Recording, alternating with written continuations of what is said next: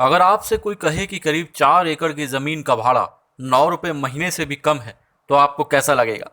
साथ ही इसके लिए कोई पॉलिसी या गाइडलाइन पर भी कोई खास तवज्जो नहीं दिया जाएगा तो आप क्या कहेंगे। शायद हंसेंगे और मजाक है कहेंगे, लेकिन ये सच है।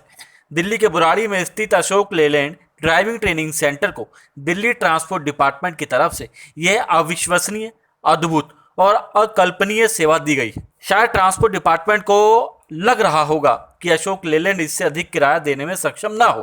खैर, बात जो भी हो, ट्रांसपोर्ट डिपार्टमेंट ने तीसरी बार बगैर कोई पॉलिसी और टर्म एंड कंडीशन के ही एग्रीमेंट रिन्यू कर दिया। आपको बता दें कि जब ट्रांसपोर्ट डिपार्टमेंट की तरफ से ये जमीन दिए जाने की चर्चा हुई तो कहा गया था कि हर बार टर्म एंड कंडीशन को बदला जाएगा, लेकिन तीसरी बार भी रिन्यू करने पर कोई टर्म एंड कंडीशन नहीं बदला गया। वहीं दूसरी तरफ महिला सुरक्षा अभियान टोलवा का सबसे बड़ा खुलासा यह है कि साल के 100 रुपए भी किराया देने की जो बात हुई वह भी ऑफिशियल खाते में नहीं जमा हुए। आपको बता दें कि टोलवा की तरफ से इस मामले में कई बार शिकायत की गई कि आखिर क्यों अशोक लेलैंड को बुराड़ी में ड्राइविंग ट्रेनिंग के लिए जो जमीन दी गई है उसे बिना किसी टर्म एंड कंडीशन के बदलाव के बार बार रिन्यू कर दिया जा रहा है। टोलवा के अध्यक्ष संजय बाटला ने कहा कि वहीं दूसरी तरफ डिपार्टमेंट की तरफ से लिया जाने वाला 100 रुपए का सालाना किराया भी ऑफिशियल अकाउंट में नहीं आ रहा है। संजय बाटला के द्वारा बार बार शिकायत का असर हो गया है और ट्रांसपोर्ट स्पेशल कमिश्नर के दहिया के द्वारा जांच के आदेश भी दे दिए गए हैं। 15 दिनों के भीतर सभी टर्म एंड कंडीशन को जानकर स्पेशल कमिश्नर को रिपोर्ट देनी होगी।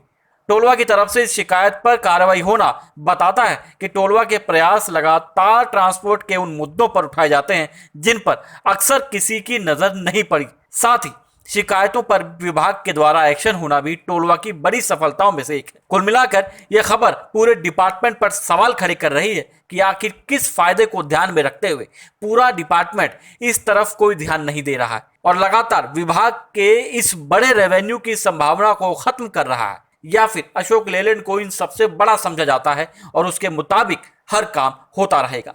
आपको बता दें कि इतनी बड़ी जमीन डिपार्टमेंट के द्वारा देने के बाद अशोक लेलैंड के ट्रेनिंग सेंटर में लगातार चालकों का शोषण होता रहा है। हम इस तरह की खबरें भी लगातार आपको लॉकडाउन के दौरान दिखाते रहे।